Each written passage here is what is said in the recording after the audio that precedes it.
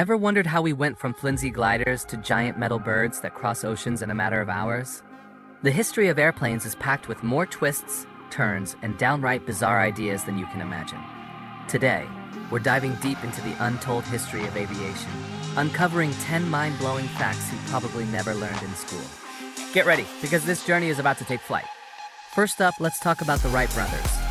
We all know they made the first successful flight in 1903, right?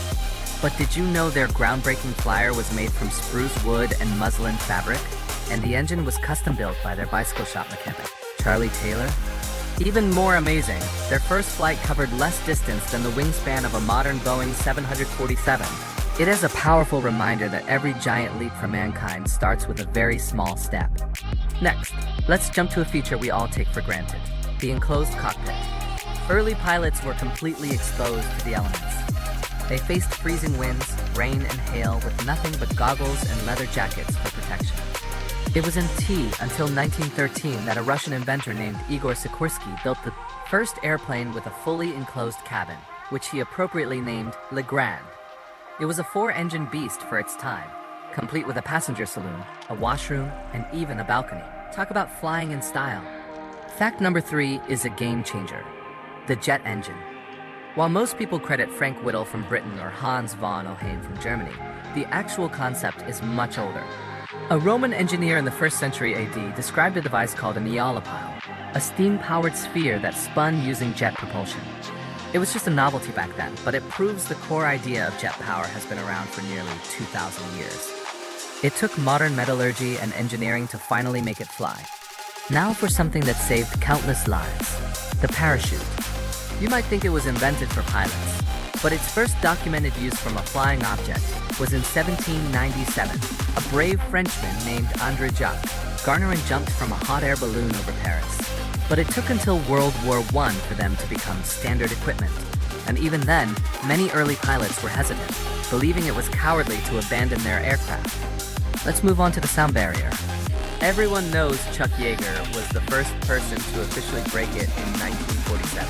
But what's less known is that many World War II pilots reported their planes shaking violently and becoming uncontrollable in high-speed dives. They were experiencing compressibility effects as they approached the speed of sound, without even knowing what it was. These unofficial and often fatal encounters with the sound barrier were crucial in helping engineers understand the challenges of supersonic flight. Here's a crazy one: inflatable airplanes. Yes, you heard that right. In the 1950s, the Goodyear Tire and Rubber Company developed the Goodyear Inflataplane.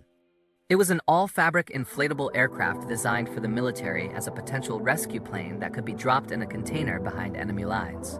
It could be inflated with a hand pump in about 5 minutes and took off in just 250 feet. While the project was eventually canceled, it's one of the most audacious experiments in aviation history.